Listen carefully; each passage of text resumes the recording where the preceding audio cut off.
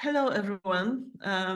Welcome to our book presentation, book talk. It is my pleasure to welcome you all today.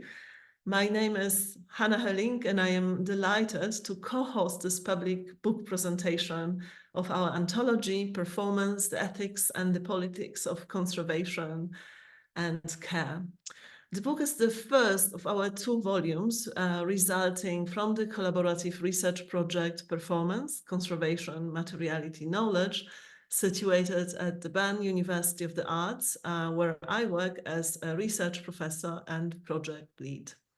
The occasion is also quite special because I am co-hosting this event from UCL East in the context of the newly established program Conservation of Contemporary Art and Media, with several speakers whom you will hear today joining us just from here, from UCL East. So I extend the warmest welcome to our distinguished authors, speakers, those from UCL obviously, and also everywhere and elsewhere in the world, to my colleagues and everyone who attends this book talk from all around the globe. I am also greeting everyone on behalf of my colleagues, including the book's co-editors, Jules, Pelta, Feldman, who is here with us and will co-host the event together with me, and Emilie, Magnin, who were supposed to be actually both co-hosts of this event. Unfortunately, Emilie was hindered due to health issues. But I am also greeting everyone on behalf of our other colleagues in the project, Joanna Leśnierowska, who is here with us among the audience, our artistic collaborator, Andrzej Mirczew, who is our incoming postdoctoral fellow, Charles Rappner, project assistant, as well as Krzysztof Jaworowski, our technical specialist.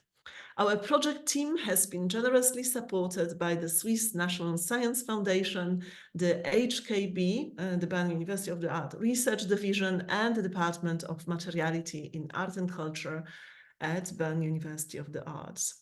Both our project, Performance, Conservation, Materiality, Knowledge, and our first anthology, Performance, the Ethics and the Politics of Conservation and Care, explore the possibility and meaning of conserving performance.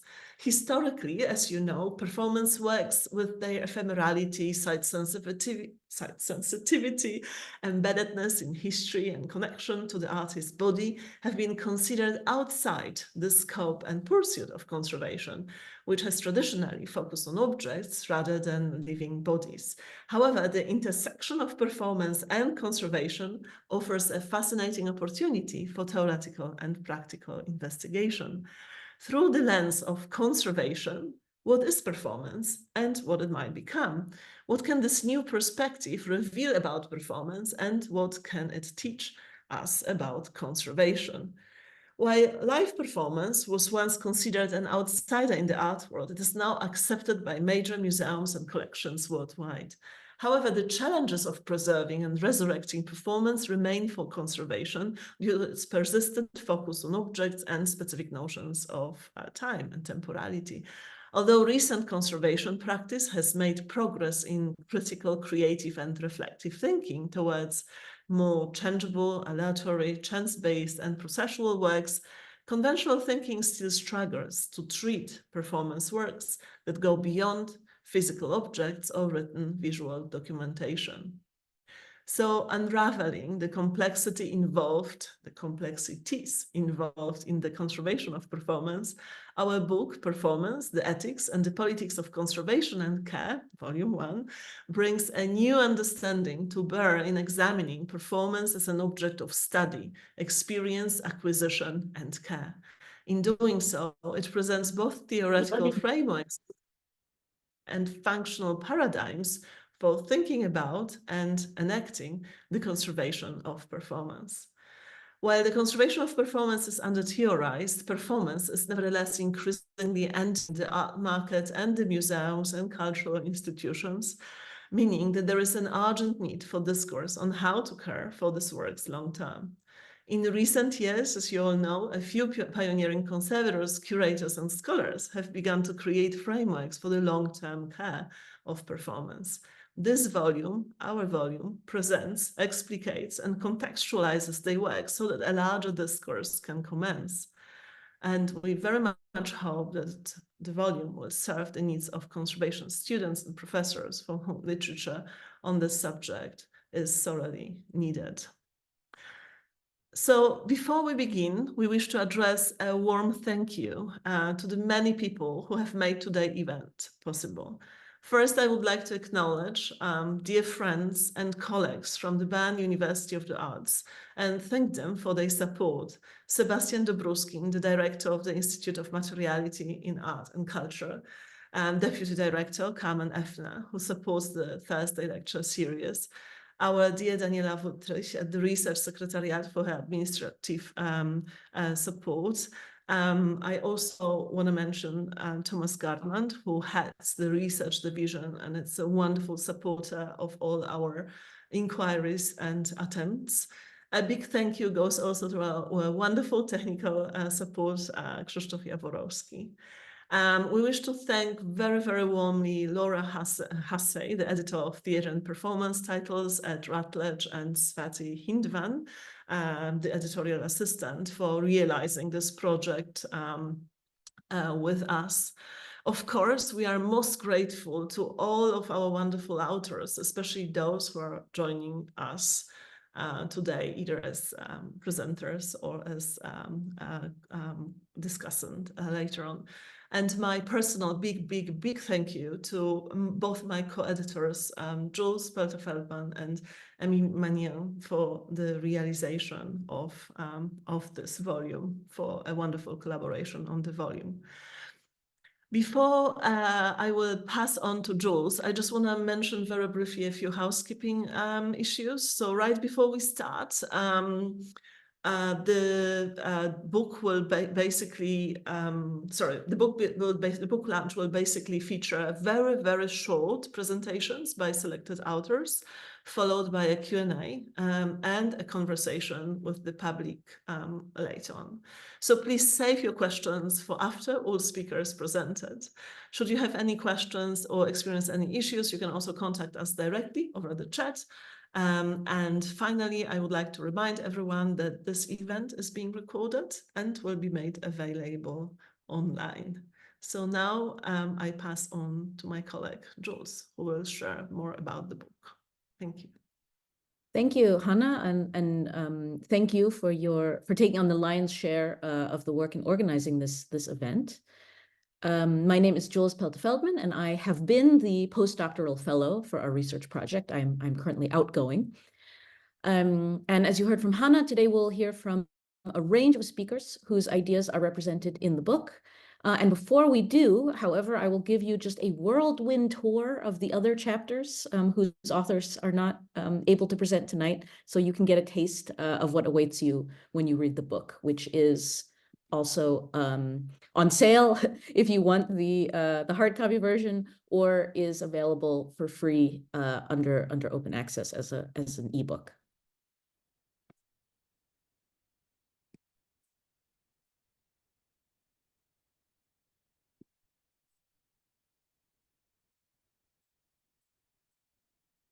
So the first chapter that I will briefly present is Gabriella Giannacchi's Conserving the Unconservable, Documenting Environmental Performance for the 21st Century.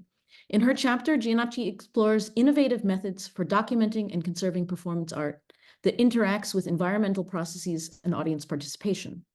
She introduces a concept that expands the scope of what is considered part of the artwork's environment, suggesting that both natural and cultural elements should be included in conservation practices.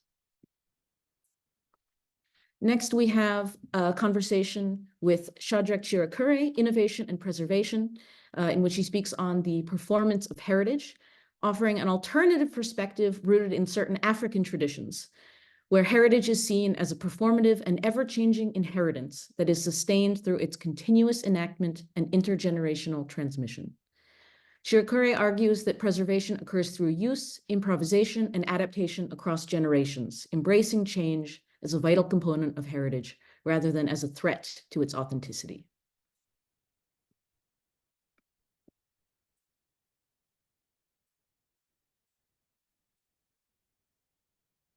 An experimental acquisition, Ralph Lemon's Scaffold Room from 2014 at the Walker. In this chapter, Iona Goldie Scott explores the Walker Art Center's innovative approach to acquiring Ralph Lemon's Scaffold Room in 2014, focusing on non-material aspects of the artwork, such as memories and experiences of participants rather than physical objects. This experimental acquisition strategy aimed to redefine traditional museum practices by prioritizing embodied and shared experiences over tangible artifacts. Towards a performance continuum, archival strategies for performance-based proposes a shift from conventional archival methods towards a records continuum model for performance art, reflecting its dynamic essence. By adopting a model that views archives as evolving entities, Waba argues that we can better preserve the essence and transformative potential of performance art.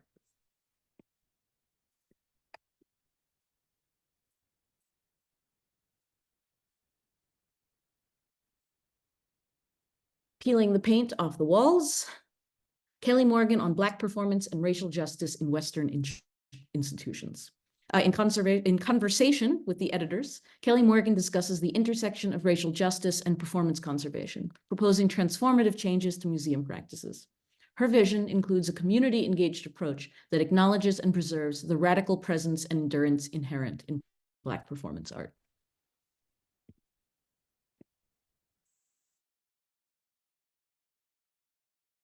Has to Live, Dred Scott on Slave Rebellion reenactment from 2019. Here, Dred Scott reflects on his piece, Slave Rebellion Reenactment, emphasizing its role as a living testament to historical resistance against slavery. He explores the challenges of conserving such ephemeral works, proposing that true preservation lies in the ongoing influence and communal memory of the performance.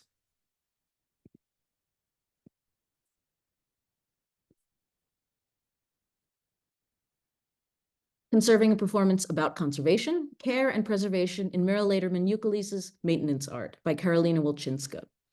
In her analysis of Euclide's maintenance art, Wilczynska delves into how the artist uses performance to critique the concept of conservation within art institutions.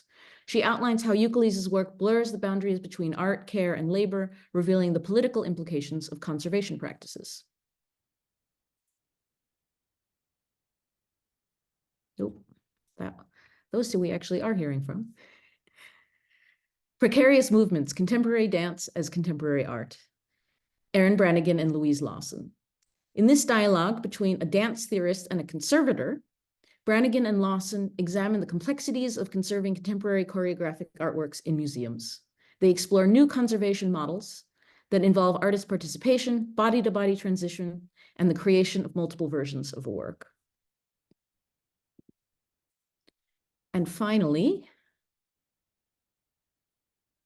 Potential Afterlives, Colleen Smith on the relation of film to performance.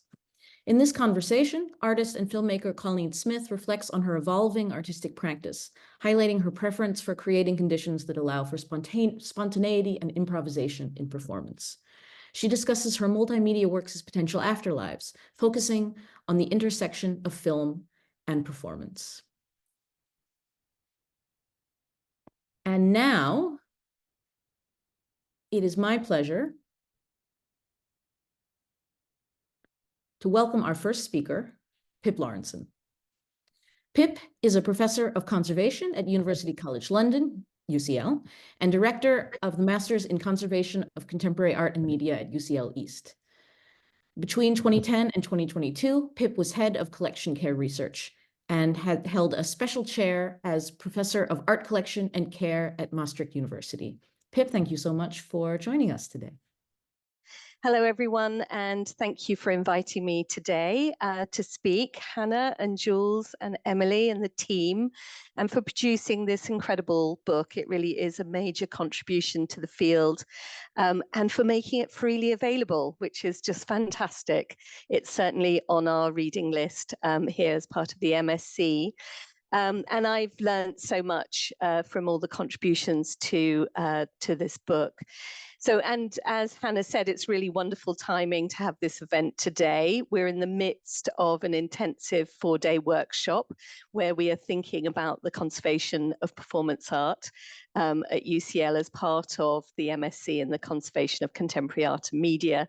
And we have all our students joining us today as well. I think really what has emerged from me as part of this intensive 4 days actually that we're in the midst of, and from listening to the incredible presentations, many of the speakers are represented in the book either as contributors or as heavily referenced. And just listening to some of the presentations, particularly those from Rebecca Gordon and Sally Lehrburn, Brian Castriota, Louise Lawson, and Helia Marcal, I think we're kind of in the midst of something of an effective turn.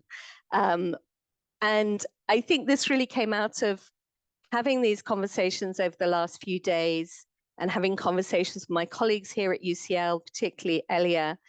And I think really what we're seeing is that attention turn not just to the relational in conservation, but also actually to the emotional and our kind of emotional impact of works on us and their, you know, and I guess our emotional responses. So I'm perhaps, you know, in reflection, my paper also speaks to something of that, that turn. So in my chapter, Charisma and Desire in the Conservation of Performance Art, really came out of my own desire to reflect on my work with artists and wanting to approach their agency from the perspective of seeing performances as fluid assemblages of socio-material relations. And frankly, the awe I feel for the extraordinary energy that goes into bringing artworks into being and to sustaining them over time, particularly where the work requires a network that has developed over time to maintain it. So my chapter therefore seeks to explore artistic authority through ideas of charisma and desire, with the aim of adding to our understanding of that transition point between the authority of the living artist and their authority after their death. My chapter therefore starts with considering this notion of artistic authority and the relationship of the artist to the museum. And in doing so, I quote Ima Abassi Okon, who in her contract, she's a British artist, and with her contract with the Showroom Gallery, inserted the idea of unconditional love as part of a definition of the relationship between the gallery and the artist. And with this beautifully disruptive intervention, which destabilized that relationship between the gallery and the artist, she kind of reshapes everything. So I'm very much a research practitioner, and the work that acted really as an instigator was a complex performance-based artwork by Tony Conrad called 10 Years Alive on the Infinite Plane, which was first performed in 1972 and acquired into Tate's collection in 2014, and which we had the opportunity to explore in depth thanks to Mellon-funded research project, Reshaping the Collectible When Artworks Live in the Museum. And 10 Years Alive on the Infinite Plane really palpably came with this active, visible social network made up of people who have performed and curated and produced the work, and also who acted as custodians for the work, as archivists, and also as members of the estate. Now, as part of this project, Reshaping the Collectible, Heidi Geismer was one of the senior academic research fellows working with us. And she asked us to consider what would shift if we decentered the artist from the way we thought about this work and its conservation. And actually, one of my students this week asked a question about what this idea of decentering actually meant. And I guess, as discussed in my paper, from outside the museum, particularly looking in from academia, the thinking about the death of the author, etc., really meant that the artist has a very different place from the way in which the artist operates in the museum, where the artist still remains this very central figure in the art museum. And that can be very striking, I think, to people looking in from outside. And this also echoes the reflections of the Science and Technology Studies scholar, Professor Harold van Lente, who in observing our work, in opening the kind of the chapter, I kind of use his reflections on observing our work, where he really does find striking the way in which the artist is referred to within the museum and within the context of this network of friends and collaborators. So at Heidi's prompting, and that was Helia Marcal, Lucy Bailey and I, part of the research team on Reshaping the Collectible, we began to think about this in relation to Conrad, this idea of what would it do to decenter the artist and the network that surrounded him, almost as a thought experiment to see what came up. And as we mapped out in star diagrams showing the different actors in the network and their authority, the fluidity of that network was really interesting in terms of how different people came to prominence at particular times, and then others receded. But also crucially to us, how the existence of this network around the work at no point diminished the authority of the artist, but instead seemed to amplify it. So this not only highlighted our relationship to the broader network of collaborators and friends and those around the work, it also drew our attention to the mechanisms we have in place within the museum to shore up that reputation of the artist. When the museum started the work to bring this complex artwork into the collection, it did so very much as a kind of newbie to an existing network, which held the knowledge of the work. And thinking about Joan Tronto's thoughts about elements of care, it was this network that taught the museum what to pay attention to in the conservation and preservation of this work. It taught the museum what its responsibilities might be and posed a very real challenge in thinking about what the responsibility of the museum was towards this wider network. And in thinking about how the work and the network responded to our care, it was clear that while this intensive moment of study laid the groundwork for the conservation of this performance, what it needs more than anything is obviously to be performed and re-performed. And in doing so, strengthen, reactivate that community, partly by bringing resources to that community who hold the knowledge of how to perform the work.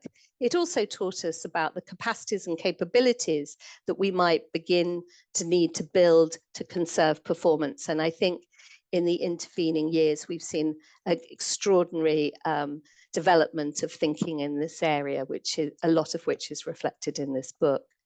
So in thinking about the dynamics of this social network or assemblage that surrounded 10 Years Alive on the Infinite Plane, it was clear that whilst Conrad was alive, it was this mix of friends and colleagues and collaborators and those who were new to the network.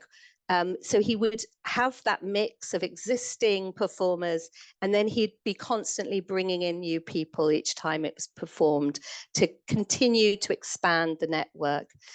And of course, also the assemblage upon which the work depended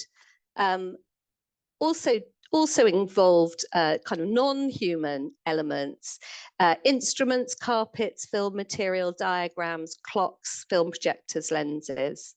And to develop my understanding of this network, I found the work of geographers, Martin Miller and Caroline Schur, helpful in their study of the business of actually assisted reproduction. So a very different world. But taking that lead from Muller and Schur, I look at Deleuze and Gutierrez's understanding of desire as a wish, as a productive force that galvanizes this complex array of people and technologies to the shared goal of, in the case of assisted reproduction, it's everything is mobilized to the desire to produce a baby. But like the production of complex artworks, this involves the mobilization of a really complex array of people, technologies, logistics. And I also looked at the idea of charisma as this relational property that actually motivates people to join this assemblage. So these two ideas were very much interconnected. And then returning to that fundamental desire to understand why the network actually seemed to shore up this authority of the artist after his death. A colleague from Reshaping the Collectible project, Kit Webb, drew my attention to this paper by Eléonore Hellio and Parigi called Miracle Making and the Preservation of Charisma, which really described this world of making of saints in the early modern period. So strangely, I'm bringing this performance artwork from the 1970s together with this work of geographers to think about assemblages which were motivated by desire in the production for a shared end. And also these kind of traditions of mechanisms of creating saints and canonization. And what this paper did, the miracle making and the preservation of charisma, was really carefully describe how the credit for miracles was pushed back to the central figure as part of that canonization, even after the death of in this case, the saint. And in a way, reminiscence of what happens with the author of complex works within the art world to reinforce the reputation of the artist. So this account is I hope, useful to others who are thinking about works and their networks. Perhaps it helps to think about the transmission of other types of performance. The transmitters of Tony Conrad's 10 Years Alive on the Infinite Plane were originally called the Cooks because the work was first performed in the kitchen in New York. And this week I learned from Sarah Wookie, who's been joining us for thinking about performance in the last few days. I learned that the reindeers is the term for the transmitters of Yvonne Rainer, or the Isadorables for those who dance the work of Isadora Duncan. So these groups are often very effective in maintaining and enhancing the reputation of important artworks and artists. So I feel this work is still unfinished, actually, for me, in terms of thinking. It feels very situated in the museum, and it would be interesting, now I'm outside the museum, to kind of calibrate around that. And I'm also interested really to widen my critique of thinking to consider both feminist and queer perspectives on these mechanisms for transmission. So thank you very much. Thank you so much, Pip. That was amazing. So much for thought, so much material for thought. Now we'll move very speedy to our next speaker, who is Rebecca Schneider. Rebecca Schneider is Professor of Modern Media and Culture at Brown University in Providence in USA. She's the author of The Explicit Body in Performance, Performing Remains, Art and War in Times of Theatrical Reenactment, Theatre and History, and the long-form essay Slow Media in Remain. I actually don't need to introduce Rebecca further. She was awarded in 2021, just to mention this, Guggenheim Fellowship, and I was absolutely thrilled to be a tiny part of this chapter myself, but today, and really very, very honored. But today we invited Rebecca to offer us a few insights into the chapter. Thank you, Hannah. It was a real honor and pleasure to be a part of this. And I will try to make my comments very short and maybe make up for some time. I'm coming to you today from Providence, which is Narragansett, unceded lands of the Narragansett peoples, and all of my contribution to this book, which we'll say in a minute, was done in an antiphonal or call and response form with Hannah, who graciously agreed to do that form with me. My contribution is really motivated by thoughts about conservation and performance that are deeply indebted to thought on Black thought and Black radical tradition, as well as indigenous and decolonial methodologies. And so we decided to practice our making of this contribution to the book as a kind of, I guess you could call it performance-based, in that we published a conversation, right, Hanna? Please jump in at any point. We are in conversation with each other in a sort of, it looks like an interview, it looks like a script, but it's not ever, I think, quite clear, even to us, exactly what we're doing, other than having a conversation.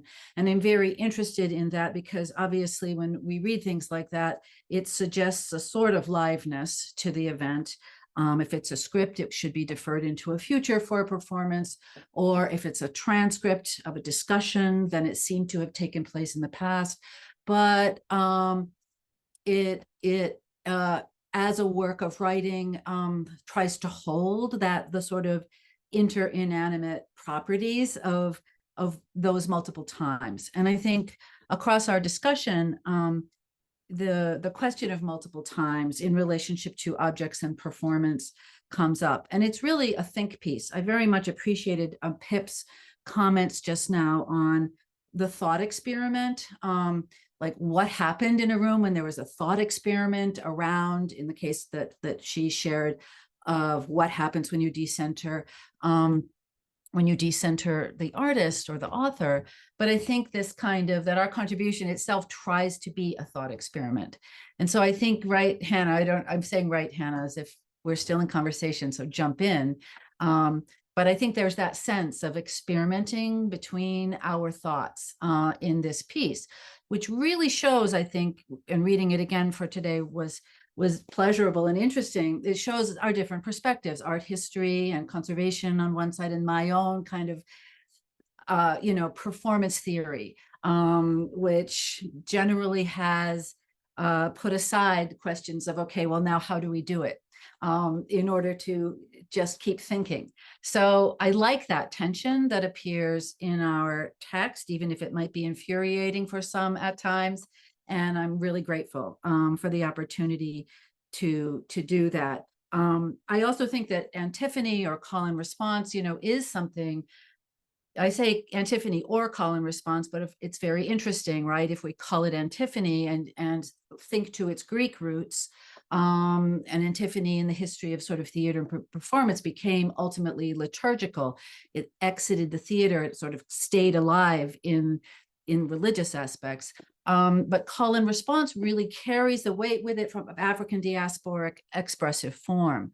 And that, I think in that way, sort of thinking with and situating call and response, there are ways in which Hanna's and my conversation is also in conversation with Shadrach Shiracuri's piece in this amazing collection, as well as Dred Scott's and some others. So I'm really glad to see that. I think what we offer in this is not an argument, but it is an inquiry. It kind of is peculiar how, reading it again, it kind of came down to, I think what I'm trying to do in my portion of this is suggest that performance is not this new thing that needs to be conserved in museums, but that museums and curatorial practices have always been performance-based. So what happens when we think about performance as always already having been what we've been conserving in our museums? And if it's always already what we've been conserving, what is the performance we've been conserving? It's the performance of a particular orientation to objecthood, right? So what is that particular orientation to objecthood that changes when we admit that we have always been performing? And that, I think, is something that continues to interest me, because it really does let in through the doors kind of particular questions about Western liberal subjecthood, and assumptions about Western liberal subjecthood, such as, you know, habits of our binary orientations to a division between subject and object, and all of the other binarizations that insist upon performance or anything on that side of the binary as that which disappears, whether it's Blackness or women or all of those other things that line up with that. It's a basically anti-Black, as many have argued, kind of geometry of knowing that only reproduces white liberal subjecthood. So I think that's a lot for me to say, and a lot for me to claim is maybe going on in the backgrounds of this piece, but I was really kind of grateful, very grateful, not kind of grateful, you know, to have the opportunity as a performance theorist to be in continued conversation with conservators. I have so much respect for what and how museums and programs are wrestling with these topics. I feel that we are all wrestling together. Those of us, quote us, Sylvia Wynter talks about the referent we, right, who live within colonial capitalism, and within our positions within that have meant that we assume liberal subjecthood without questioning it. So I feel like our work is very, very important and aligned with each other. And I want to just say how grateful I am to this book and to those of you all who are putting this into practice in museums and galleries and working with artists in that way. Thank you. Thank you so much, Rebecca. I appreciate the call to remember, to understand ourselves as always having been performing and always having been conserving performance. Next, it is my great pleasure to introduce Helia Marcal, who is a lecturer, researcher, and conservator based in London. She is lecturer in art, materials, and technology at University College London's Department of History of Art, having previously worked as a fellow in contemporary art conservation and research of the Andrew W. Mellon funded research project Reshaping the Collectible at Tate. Helia, the screen is yours. Thanks for joining us. Thank you so much, everybody. And first of all, I would like to say congratulations for editing this great book. It's a great contribution to the field. And I would like to say that I will not have PowerPoints. I'm now in a process of being exhausted of images. So I thought we could all have a break of images and screens. So please feel free to close your eyes and take a break while you listen to me. It's completely fine and I won't take it personally. I would like to also say that my contribution, my very small contribution to this book is not, this is a single authored contribution, but it comes on the back of multiple discussions with many colleagues, including but not limited to Rebecca Gordon, Brian Castriota, Farideh Farkasanati, Rita Macedo, Vivian Van Saas, and Joel Taylor. And I know this might seem quite performative in itself, not in a good way, I have to say all of those names, but I am truly thankful, and I would like to acknowledge their contribution to my thinking in my life. And I think it is important to recognize that we are not islands and we are all feeding on each other's thoughts, and we are all part of this ecosystem of thought.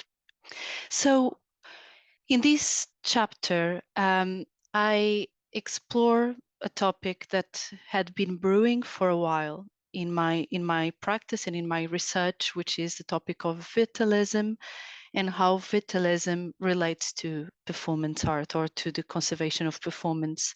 I also drew extensively on the presentation I did for the colloquium from which this book emerges. So I will not discuss in detail the case study that I used. I have to mention that it was Distiero by Tani Bruguera. It's a work made in 1998. But I thought I could speak a bit about why I decided to approach this through vitalism. And looking back now, this was an effort that took several years. So it's always funny when you look back at what you wrote and you're like, oh, I wrote this. or then you give your very dreadful, oh my God, I wrote this. Fortunately, I haven't got to the second stage yet. I'm still in the very first stage of rereading this chapter. But the reason why I came into vitalism, and I thought it was an important theme to discuss when we try to approach the ways in which we can or not conserve performance and what that means, is that conservation is fundamentally a political and ethical and epistemological process. And all of those dimensions are inevitable and inextricable from each other. And especially when we're talking about performance art, there is a very big temptation to try, as Rebecca Schneider just mentioned, to try to think with binaries like life and death and here and not here, and present and future, and also documented and not documented. And all of those binaries, I argue in this paper, and I might be incredibly wrong, are not very useful when we think about conservation of performance, specifically because, and here I draw on new materialisms to make this point, all of these processes of being and not being, of being alive or death, according to this new materialist conjunction, are always in a process of becoming. And so in proposing this, I also propose that we think about conservation as part of the politics of the commons that I argue here. And this was a moment of rereading that I was like, oh, I could have done this better. But I argue this politics of the commons in conservation being something that brings together humans and non-humans. I would even say, aren't they together either way? In sharing knowledge and resources as a form of an ethical standpoint that it's necessarily anti-capitalistic, anti-racist, and anti-colonial. And so in this form of promotion of solidarity and relationality, I propose vitalism as a framework to understand and understanding these objects as always being in the process. And to cite Thomas or Osborne, whose work I draw on while rehearsing this framework, a vitalism premised on the recognition of this pathic dimension would characterize life not simply as affirmatively vital, but as permanently engaged in a relationship with the possibility of its negation, death, disease, subnormativity, error. So these framework I propose in this chapter allows us to shake the foundations that determine these binaries as a standpoint upon which the museum and conservation as a theory and a practice end up emerging. And this also implies to embrace, not to accept, but to embrace, not to recognize, but to celebrate forms of that are not normative in the museum. They're being performance or being anything else that is in a process or is recognized as being in the process of becoming in itself.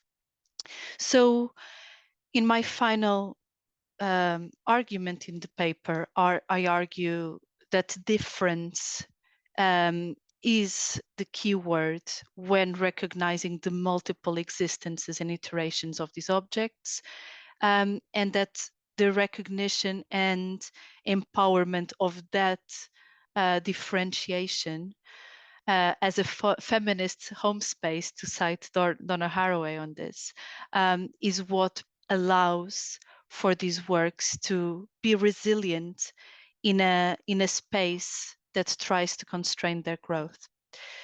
So that's it for me. I don't think I ran over time, but I also didn't want to speak too much about the chapter and more trying to, I would like to more look at what came of being in this chapter, and also what futures might lie in terms of this research. And yes, that's it. Thank you. Thank you so much, Helia. That's been really insightful, and I really love how you think about scholarship as something as unfolding, as ever in process, and not only our objects and thinking around those objects, but also our writing, as subject to future revisions. So thank you again for this. Thank you, Anna. I am hugely pleased now to introduce our next speakers, who will be Brian Castriota and Claire Walsh. Brian Castriota is time-based media conservator at the National Gallery Scotland, freelance conservator for time-based media and contemporary art at the Irish Museum of Modern Art, and he also supervises as a conservator archaeological exploration of Sardis. He's also the newly appointed lecturer in the conservation of contemporary art here at the University College London, in the new program Conservation of Contemporary Art. Claire Walsh is art collections curator at the Centre for Research Collections, the University of Edinburgh. She's currently on career break. I hope that the bio is still actual, Claire. You have to correct me if I'm wrong. So she's currently on career break from her position as assistant curator collections at the Irish Museum of Modern Art, Dublin. So welcome to you too, and over to you. Hi, everyone. Thank you, Hannah, for that introduction. That is an up-to-date biography. Thank you. I am still currently on career break. So yeah, thank you and congratulations before I start to Hannah, Jules, Emilie, and everybody who's been involved in the book. It's really exciting to have been part of it and to be able to do this today, to share the celebration together. Myself and Brian are going to do a slightly more formal presentation. We're going to kind of just try to give sort of a sense of the chapter that we co-authored in the book. So I am conscious of time. I'm going to jump in and we're going to share some slides and images as well.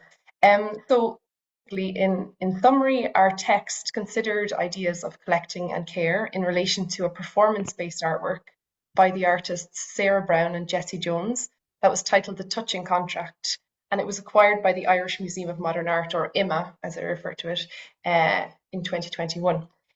So The Touching Contract is a collaborative work that confronts the state's power over women's bodies. Brian and I worked together with the wider teams at IMA on this acquisition, both in my role as a curator of the collections team and Brian as the time-based media conservator. So this is where that kind of conversation came out with, and that deep work with the artists. It is important to say that this was one of a set of works purchased in 2021 that were the first performances to join the IMA collection. And so this kind of coincided with quite significant shifts in thinking about institutional frameworks and ideas of ownership and care. So in our text, we also tried to situate the acquisition process for the work within the wider context of museums and collecting institutions' origins as apparatuses of colonialism and empire building, as well as Ireland's own violent history of institutionalized care for women through, for example, the mother and baby homes and the Magnin laundries. Because of the ideas within the Touching Contract, we read IMA in relation to institutions of care, as I mentioned. In that context, the museum is located in a 17th century building in Dublin, whose original function as a military hospital was caring for retired soldiers of the British Empire, in contrast to its current function as a museum dedicated to caring for objects in the form of the National Collection of Modern and Contemporary Art. So I'll first describe the artwork and the kind of backdrop of the original performance in 2016 before handing over to Brian, who will describe the theoretical underpinnings of the approach that we took. The artists, Brown and Jones, described the work as follows, quote, "The Touching Contract was produced in 2016, coinciding with the centenary of the Irish state. This collaborative work marked the conclusion of a 2-year development process, examining how, since the formation of our state, women's bodies have experienced and endured the deeply physical impact of state ideology." This has included a litany of reproductive injustices, such as industrial incarceration, the Magnin laundries, obstetric violence, forced adoption, and the legality of marital rape until 1990. In 2016, when this work was first staged, the 8th Amendment to the Irish Constitution was still fixed, equating the right to the life of a, quote, mother with, quote, the unborn, end quote. The performance was originally staged in the Pillar Rooms at the Rotunda Hospital, a historic maternity hospital in Dublin. This image here gives you an image of that space. So the work exists in 2 acts. The first is the administration of a contract, which you see an image of here on the screen, followed by the participation in the performance, which includes an ensemble of women performers. The contract forms the basis of how audience members choose to participate, and it was developed in collaboration with a group of women activists in Dublin. A selection of artifacts used in the legal drafting session were presented to the audience members in a pre-performance space. In Dublin, these objects included a metal speculum, a silk scarf, a carton of milk, and a packet of rashers. And you can see the image here. Collaboration is key to every part of this work, and in the touching contract, the artist brought together a rich multidisciplinary network, including legal, medical, and material culture academics, musicians, midwives, and activists. Because of this collaborative nature, consent, anonymity, and care are produced and protected throughout the process of the work and its subsequent acquisition process as well. The documentation itself reflects this, as you'll see in the image here. The artists used actually courtroom artists and note-taking and staged photographs of rehearsals rather than any direct documentation of the performances or these gatherings. And the artists are Miriam O'Connor and Alwyn Gillespie and Priscilla Coleman. Fuller description of the performance and its associated objects and choreographies is within our chapter, and there's obviously a lot to cover and contextualize here, impossible in the shortest space of time, but I hope what I've described there gives a kind of a basis for understanding this idea of care and the ethics of care that this work kind of brings with it from the artist as well. What became clear was that care should be recognised as a highly significant property of the work, present or maintained not only in the work's activation, but in all the ways it's known, experienced, and actualized. And I'll just end here with a quick example that kind of describes how the concerns of the work were extended through the acquisition process to IMA. So during one of our conversations with the artist in 2021, Jones pointed out the centrality of the speculum as an object within the project. You can see here it actually came in as one of the items associated with the work, and this is it coming into IMA. She explained how its inclusion within the work symbolized the politics of the gaze and how gaze penetrates, noting how in the process of working on the acquisition, the original focus on the medical and legal gaze had now shifted to also include the gaze of the museum. Thank you. I'll hand over to Brian now. Yeah, thanks, Claire. So it became apparent really early on in my and Claire's discussions with the artists that an institutional care for this work couldn't begin after the work and all its physical and digital components had entered the collection, but rather really had to be developed with the artists alongside this acquisition process. So our approach to acquisition was really guided by the outset by respect for the community of making and care that already surrounded the work. So namely the artists, their collaborators, and the performers. A key catalyst for this was the directive by the artists that at the outset, 50% of the acquisition price should be dedicated to supporting the production of documentation in collaboration with contributors and past participants of the work. So in this way, we began by working to imagine with the artists how, as a consequence of this acquisition, IMA and its staff might also become a part of that community and help support the work's continuation in a way that was equitable and aligned with the principles and values that already run through the work. So this really required us to completely reconceive established acquisition policies and workflows and really leverage institutional resources to support the creation of a bespoke ethics of care for the work's future that was really importantly devised with and by the artists rather than something imposed on them by the collecting institution. So this was largely made possible by inviting the artists to work on site at IMA for a period of 2 weeks in March 2022 as part of IMA's longstanding artist residency program run by Janice Haw. And they used this time and space offered by the residency to invite feedback and engagement from the various stakeholders in the project. This took the form of workshops with performers from the 2016 activation at the Rotunda Hospital, who retrospectively rehearsed what they remembered of the original choreography, and an online meeting with collaborators and audience members who were invited to respond to a series of prompts about their experience of the work. So everyone that was involved was remunerated for their time as part of the agreed acquisition price, and the artists were really careful to provide settings of support and care for everyone who engaged during the 2 weeks.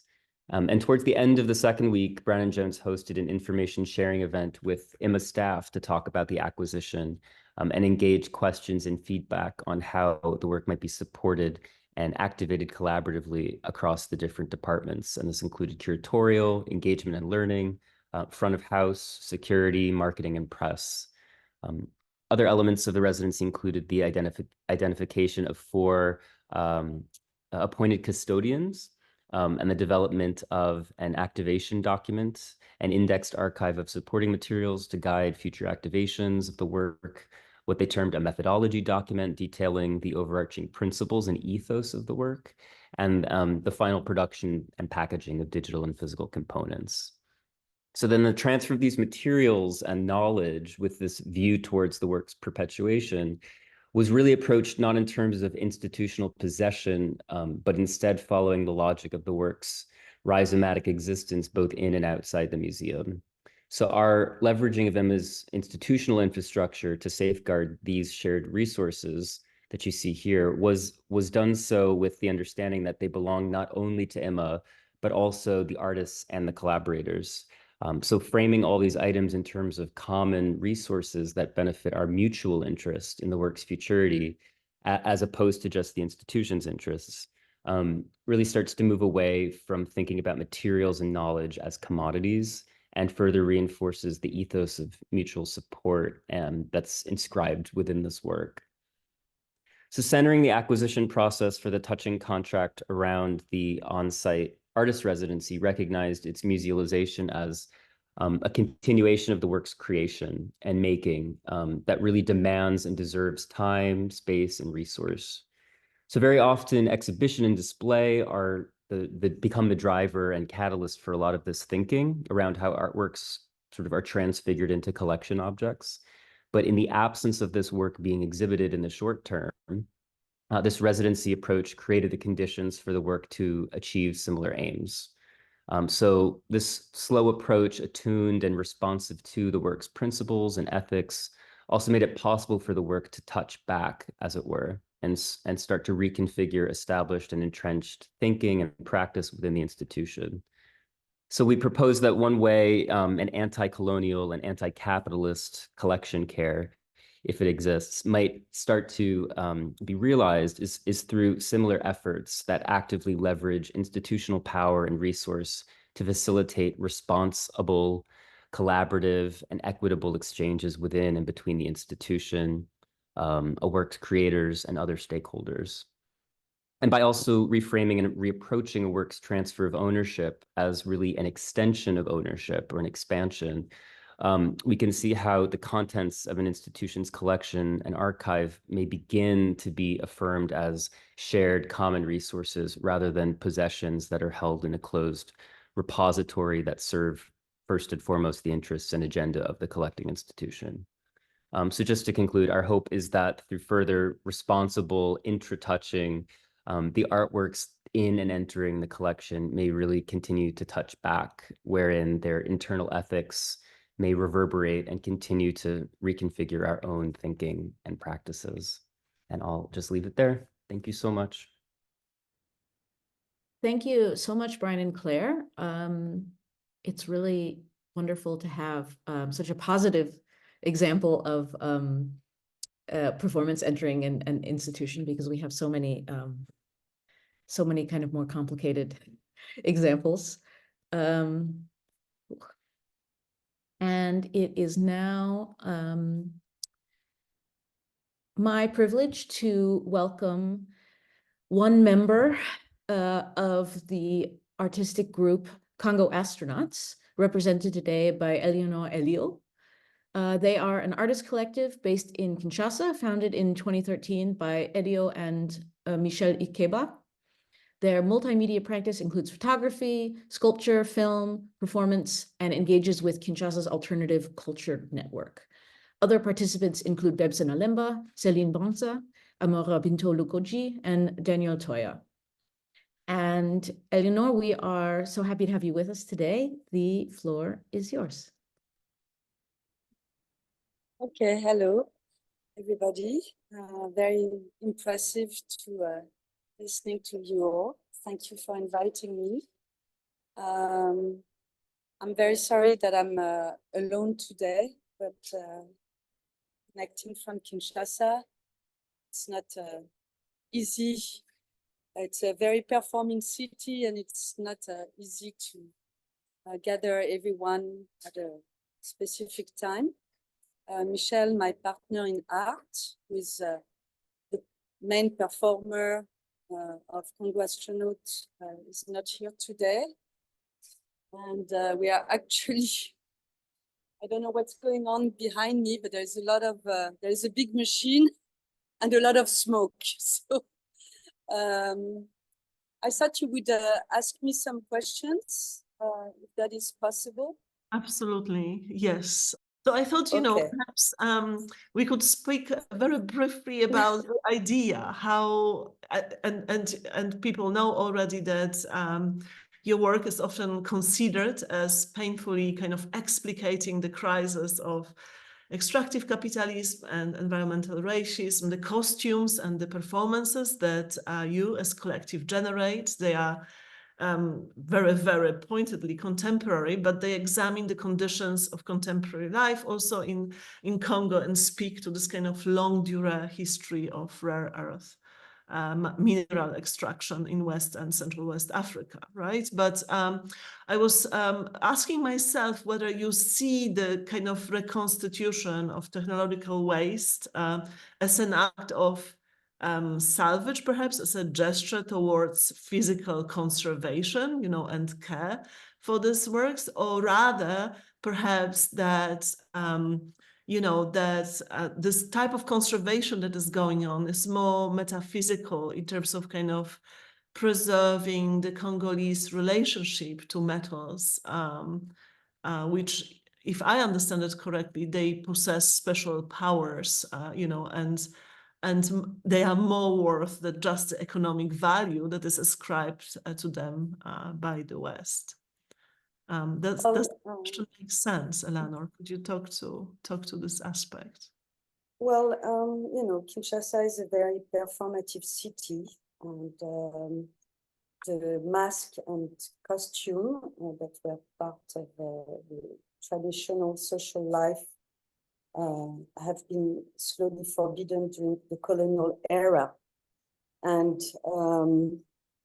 so it was not very present anymore, especially in Kinshasa.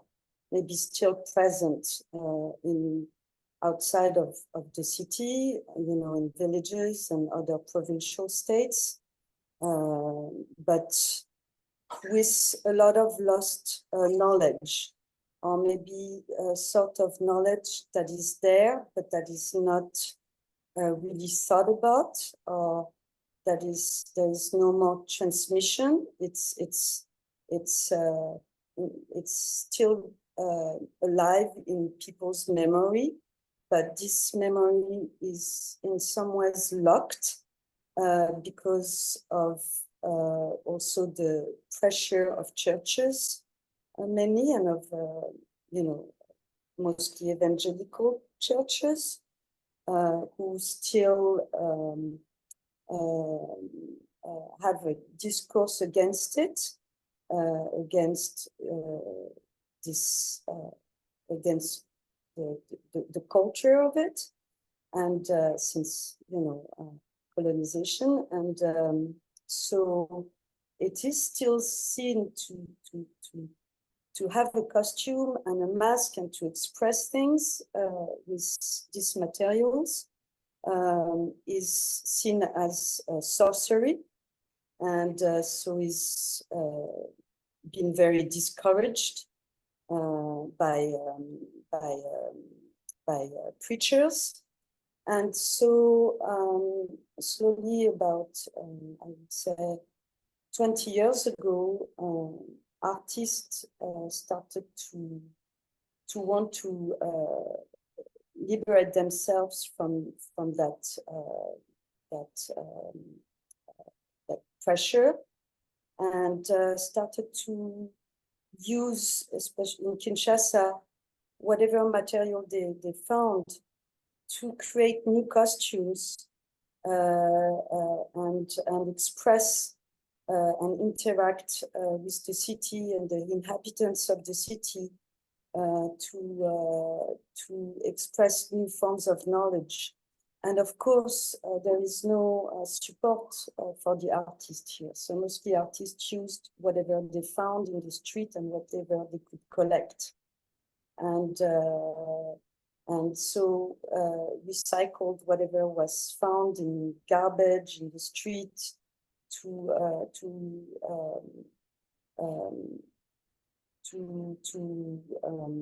express their message. And for us, 20 years ago, the war in the East linked to mining of coltan and the whole phenomenon of electronic trash coming back to Kinshasa, we sort of create a costume, and we created this astronaut because it was a character coming from elsewhere that wasn't easily definable in a way. And so we use this electronic trash to explore the city and to talk with people. But it was also for Michel, who wore this costume, to get some sort of attention to himself, to create conversation about this problem of overwhelming trash in the city and of overwhelming war and overwhelming displacement of people, and to in a way challenge himself of the weight that this costume embodies when he wears it, because it's a very heavy costume and he wears it under like 40 degrees sun. And so to him, it was also a challenge to be able to sustain it, to sustain the violence of not only of the mining of these minerals, of these metals, but also of the revolution of technology here in Kinshasa and all of the consequences of it, of how it changes the relationships also between people and how it changes the culture. At the same time, it's emancipatory, and on the other hand, it's confronting people to how do you call it in English, to mondialisation,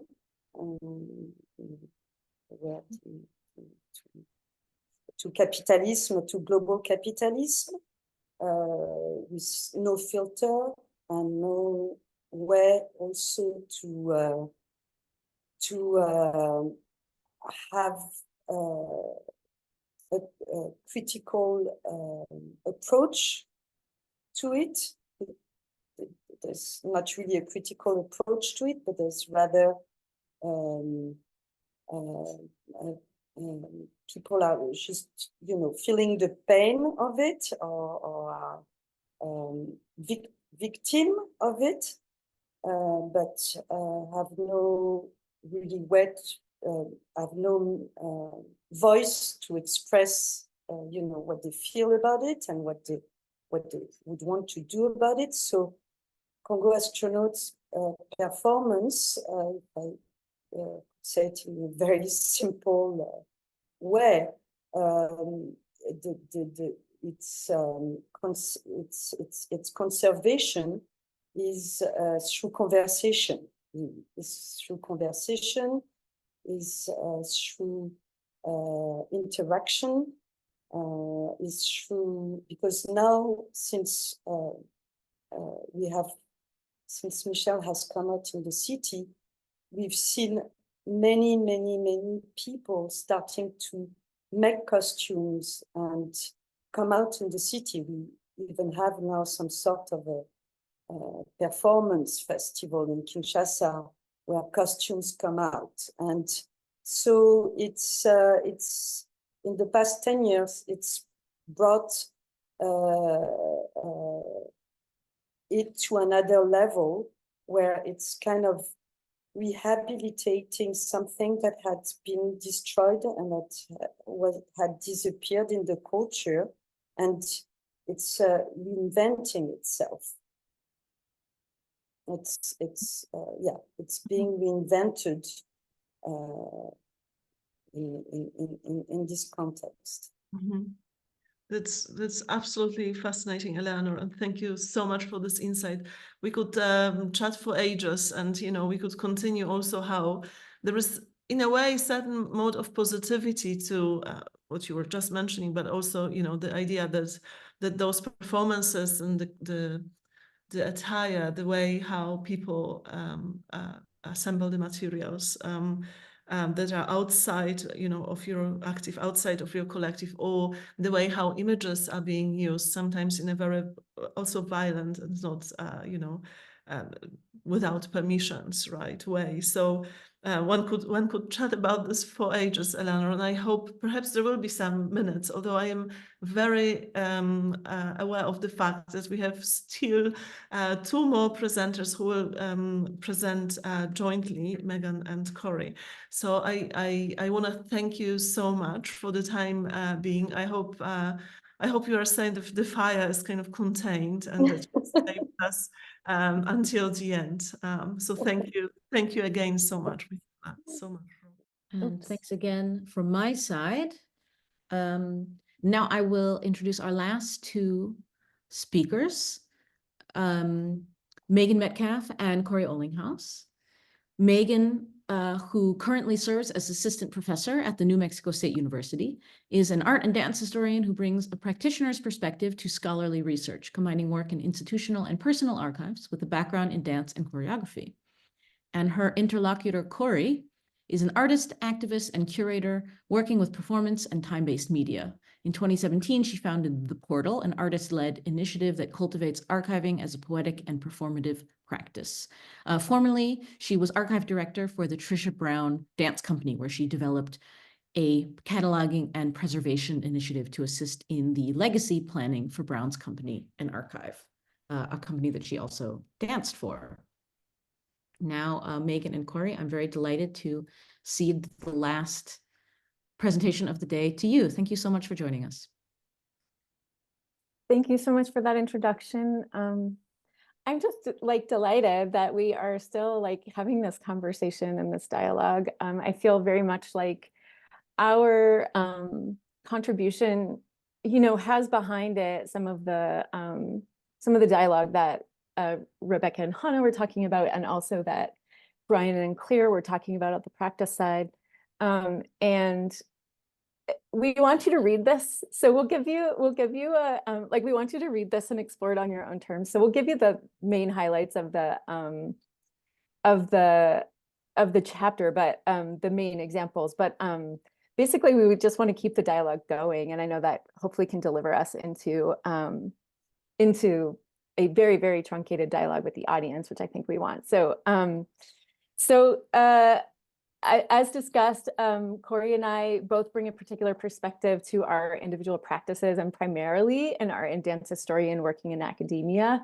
But my research has a lot of practice in it, and our chapter talks about our respective experiences with a number of different projects. In this chapter, mine focuses on the work of Simone Forti and the restagings of that over the last over a decade now, and then the acquisition of that work by the Museum of Modern Art. So this is one instance of it in Salzburg in 2014, excuse me, and this is a work, Seesaw, that happened in the early 1960s. And then here are some other iterations. So we talked about how, you know, our respective approaches to this work, both in practice and in scholarship. And I remain really convinced, especially during the course of this conversation, that scholarship is stewardship. And I'm so thrilled to see this scholarship out in the world. I'm struck also by the difference between like the slowness of scholarship and the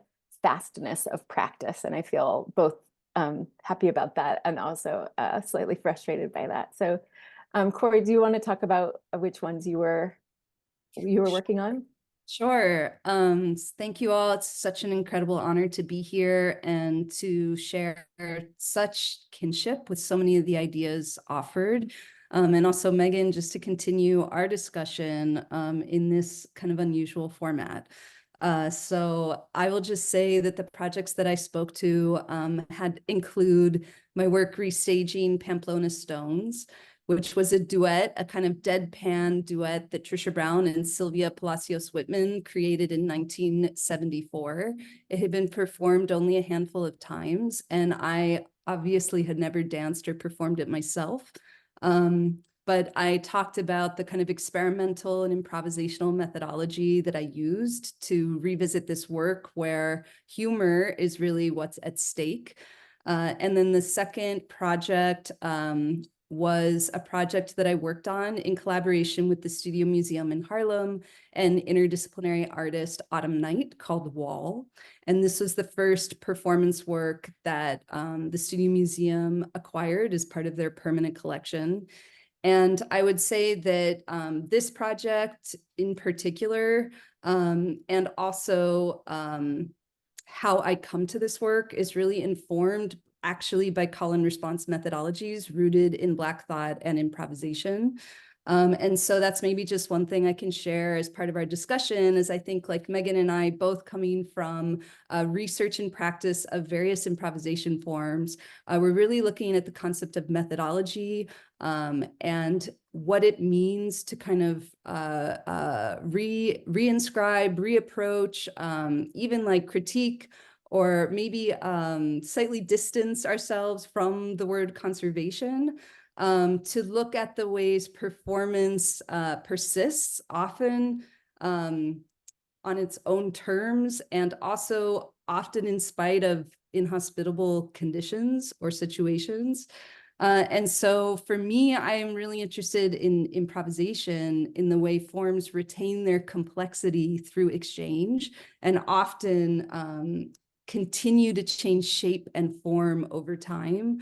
And that kind of plasticity of memory and the way in which it travels through a kind of social body. So I'm going to throw it back to you, Megan, but I guess maybe I know we're going to keep this really short and sweet, but I would love just to know, like, after this conversation, hearing everybody speak and us continuing to have a very small moment together, how this word conservation is resonating for you right now in your practice, and if there's anything else you'd like to kind of share, expand from there. Yeah, thank you for that, Cori. Conservation, it's so interesting. Like, I'm really inspired by Rebecca's articulation of conservation as both as affecting both the subject and the object. And I think in my interest in works that exceed the boundaries of an object or exceed the boundaries of an institution, I remain really interested in that movement, which is really part of knowledge and practice more than objecthood. And when you and I, one of the central themes of this this contribution that we put together, and it's your phrase, I'm stealing it, is about keeping like the wildness in the work. And in terms of conservation, like now, and especially after this conversation with all of the contributors, I feel really excited about the wildness in conservation, that it's pressing back into conservation, and conservation itself is changing. And watching that happen and thinking about that in relation to the porousness of an art, the boundary of an artwork or the boundaries of an institution remains really exciting and inspiring to me. What about you?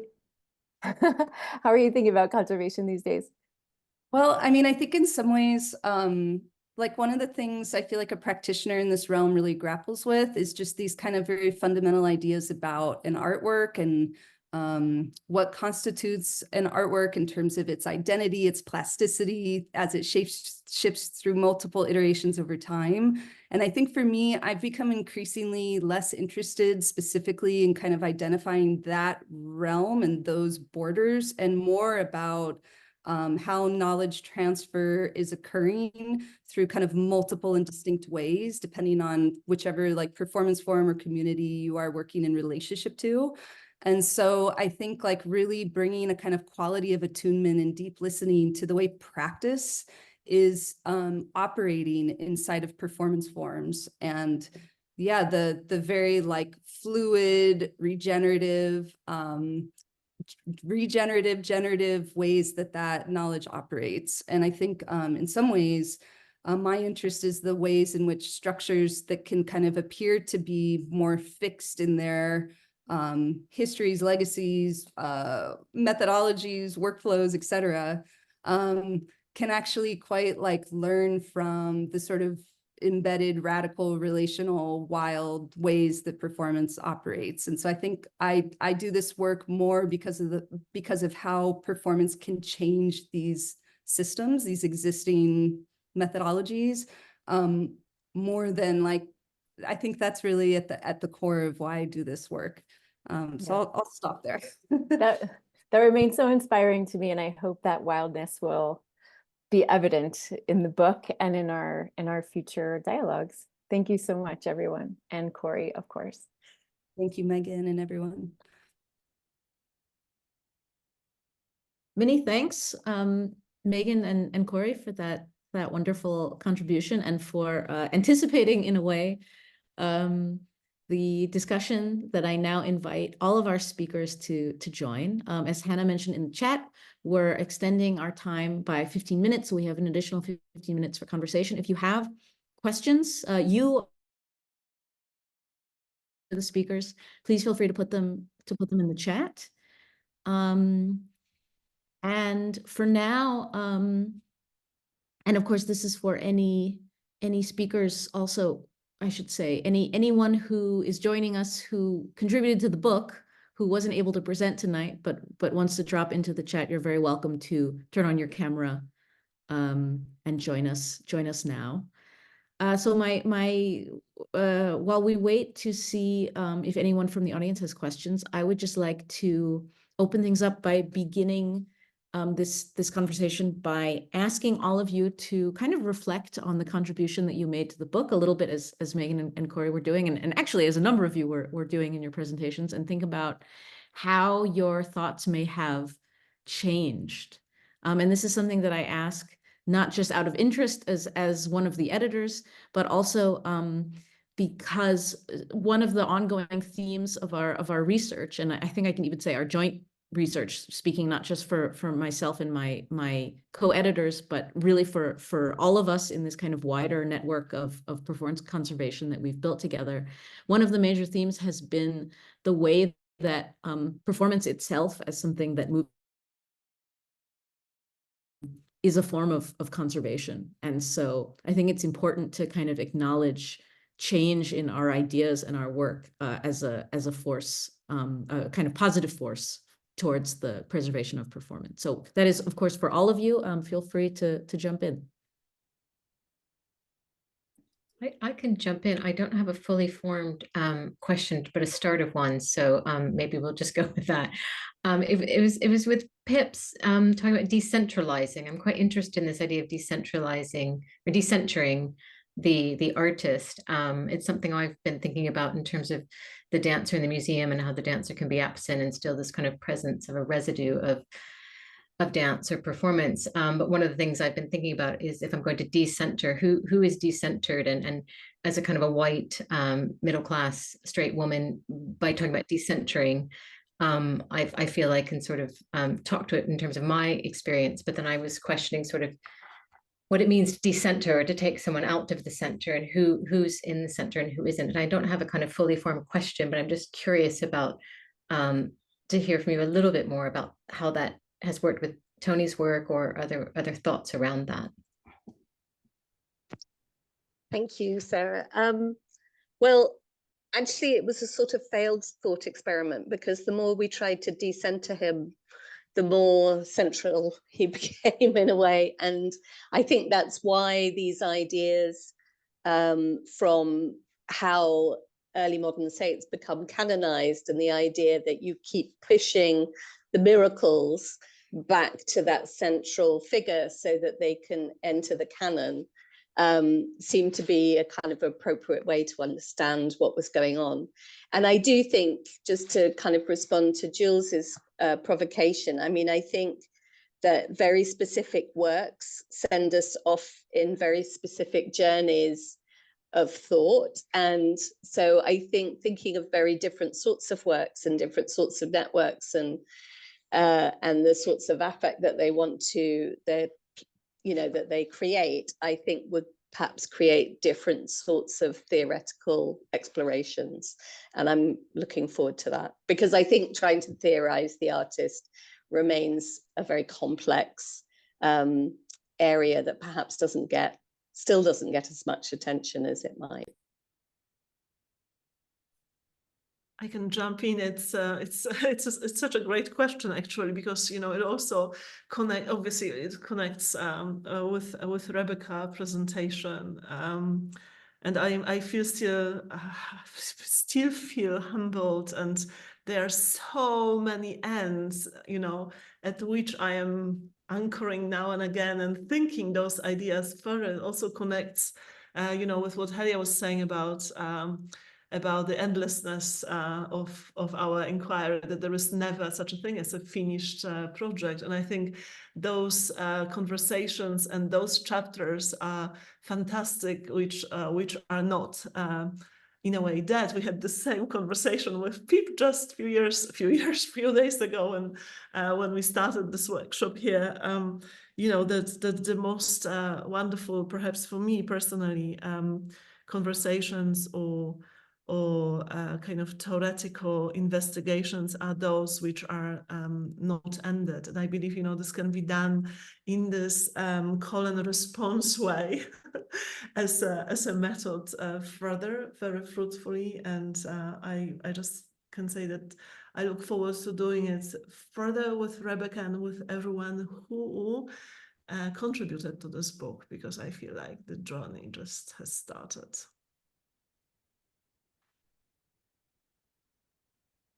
Yeah, I agree. And I'm really excited and grateful for these conversations, because I feel that actually the sort of soil that we're turning over here to think with another kind of idea of sustainability and conservation, that these ideas are not just for museums and not just for quote artworks, right, but for how to make sustainable, livable worlds, because we are the worlds that we make. I mean, we are, the objects that we make curate us. So we have to really think about that in terms of what are the worlds that we're making through our objects and art beyond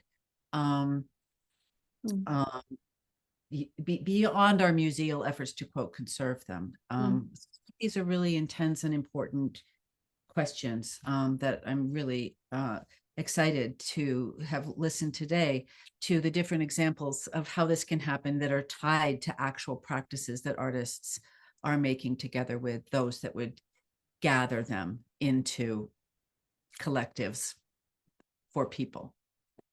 and non-humans. And I guess to elaborate on my point about the practices that are moving in and out of a artwork form or object, and moving in and out of an institutional form or object, is that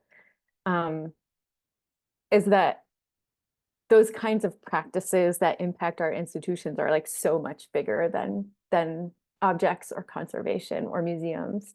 The institutions I think you're talking about, Rebecca, would be like really big ones: education and the environment and capitalism.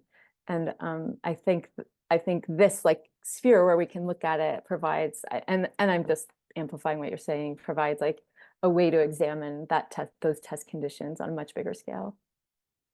I'm just really struck. I was just really struck, and it kind of seems apt to this moment as well, that this, just to talk, I would invite Brian and Claire just to talk a bit more about the moment of toast and tea, which I know that you've shared, and just to talk about that, because that seems such an extraordinary, important intervention, which often we don't notice. So I don't know if you want to say a little bit more about that. Yeah, thanks, Pip. Yeah, the toast and tea. It's good that you picked that part up from our chapter. I think, yeah, I remember when me and Brian were writing this together. Brian was like, "What's this thing about tea and toast?" And I was like, "You don't get tea and toast in like after you've been in the hospital, or in these kind of like, you know, if you're in school and you're sick and you just like, it's just." And then it was like, oh, maybe it's like an Irish thing. I don't know if it's something that in the UK as well that you have a familiarity with. Is that something? Maybe you're asking. Yeah. So like that's the hot buttered toast is this kind of, association with, after I guess something that could be a happy or a more traumatic experience of hospital medical care. And so that was a part that was written into our chapter, which describes which was a provision that the artists Sarah and Jesse put into how the work, the creation of an after space, a decompression space that they described as a kind of like an area, like a physical area that after experiencing the performance, performers and audience members are invited to use this as a kind of a decompression, because I know I didn't go into the exact detail of the performance just now, but if you read the chapter, it describes it's quite an intense experience based on people who've experienced it and their written accounts and different things. So it's I guess it's an act of care that the artist wanted to extend, and it's very much within the sort of aesthetics and sort of sensory associations of institutions of care. So it's kind of, I guess what they're also doing is trying to sort of use these kind of associations, but in a more sort of positive and caring environment within the space of the artwork. I don't know if that kind of answers your questions, but yeah, it's a really strong image for me when I think of this work, actually. And actually just one other quick thing to add, maybe this is interesting, but it's in relation to the site, really thinking about, like, we were really thinking about what it means, because that work was originally staged in a maternity hospital, and what would it mean for it to be staged in the Irish Museum of Modern Art building. And the artists really were prompting us to, they came on residency, there's old residency buildings on site, and they really wanted to engage with the history of the building and the site as a space of care, but a really complicated like care history associated with the colonial history of that building as a royal military hospital housing retired soldiers of the empire. So you have this kind of case, but the IMA occupies that space as a modern museum, and you sort of don't see it and you do see it.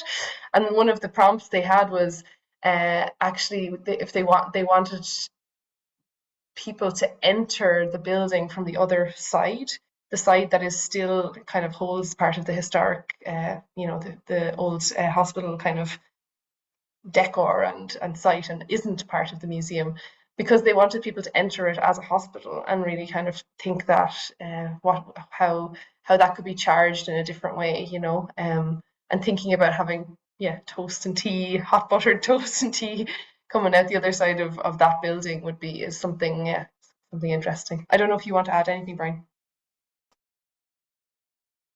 Yeah, no, I mean, I think just the thing that was very compelling for us, as we said, was just the ways in which they thought through this aspect of care in every aspect of the work, and we were sort of responding to that.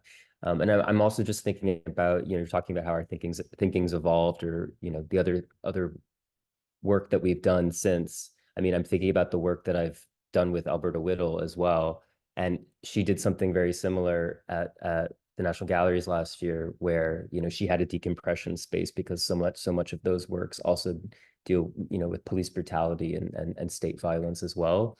And, you know, having a blanket that she created for audiences and having this decompression space was really important. So it's interesting seeing the way, you know, how artists are dealing with really difficult ideas and concepts, and the ways in which, you know, we working within institutions presenting that are also being challenged to also sort of deal with these things as well. So it's moving both ways, you know, in terms of artists dealing with these ideas of care, conservation, thinking more broadly about what that means. And I think, you know, Rebecca, you were really saying that, you know, that this idea that I think that's something that's taking hold, and Pip, you're saying this as well. You know, we're all sort of recognizing that these binaries, these boundaries, the limits of what artworks are of what our practice is,